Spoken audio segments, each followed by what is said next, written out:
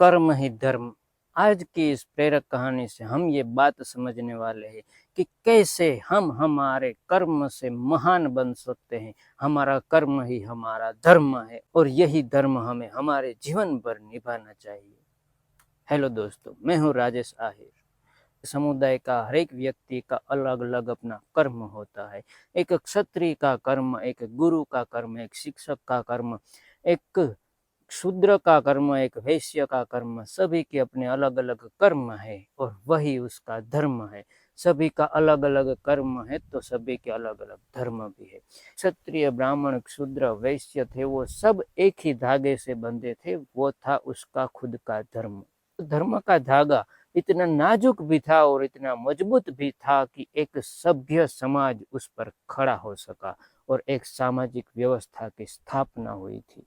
और यही सामाजिक व्यवस्था से आज तक हमारा जीवन यहाँ पहुँच पाया है। महाभारत हमें एक महाविनाशक धर्म और अधर्म के युद्ध के बारे में बताते हैं।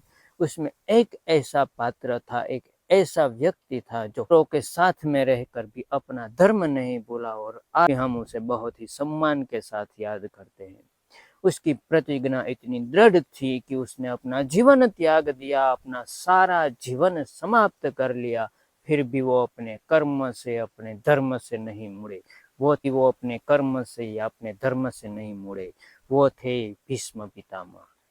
भीष्म पितामह ने अपनी युवानी में ही ब्रह्मचर्य का व्रत ले लिया था और उसने ये तय कर लिया था कि वो अपना सारा जीवन कुरु वंश का रक्षण करेंगे और हस्तिनापुर का साथ देंगे। वो कभी अधर्म नहीं करेंगे। उसने अपने जीवन में इतनी शक्ति हासिल की थी, अपने जीवन में आजीवन ब्रह्मचर्य व्रत का पालन करते रहे और बहुत ही शक्तिशाली योद्धा बन गए थे। तो भारतवर्ष के कोई योद्धा ऐसा नहीं था जो भीष्म से टकराने की हिम्मत करता था।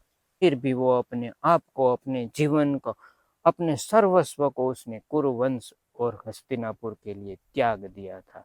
ये उसका कर्म था। जब वो कुरुसेना के सेनापति बने तो ये उसका दायित्व हो गया था कि कुरुसेना का रक्षण करना और किसी भी तरह से हस्तिनापुर का रक्षण करना।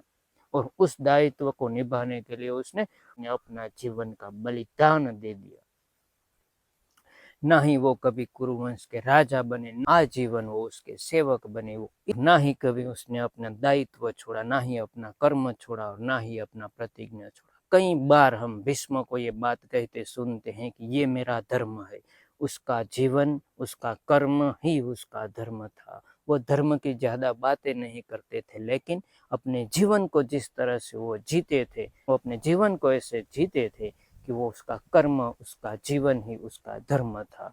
और वही रास्ते पर जो उसने तय किए थे, जो उसके सिद्धांत बनाए थे, जो उसने प्रतिज्ञाएं ली थी, उसके रास्ते पर वो सारा जीवन चलते रहे। आज के इस आधुनिक युग में भी हर एक व्यक्ति का अपना कर्म है, अपना धर्म है। हम अपने कर्म और धर्म को न त्यागे, उसके साथ रहकर चले, उसकी मर्यादाओं को समझे और उसे आगे बढ़ाते रहें तो आज भी वही हम मुकाम हासिल कर सकते हैं जो भीष्म पितामह ने किया है। इस युग में जहाँ शक्तिशाली होने की सबसे ज्यादा होड़ मची है, उसमें भी अगर किसी ने धर्म का त्याग कर दिया तो युद्ध की ज्वाला फटने से कोई नहीं रोक सकता। इसीलिए हमें हमारे कर्मों को धर्म के साथ जोड़कर, धर्म की मर्यादाओं में रहकर अच्छी तरह से निभाना चाहिए। भगवान श्री कृष्ण की कृपा हम सब पर बनी रहे। स्वस्थ रहो, खुश रहो। जय श्री कृष्ण।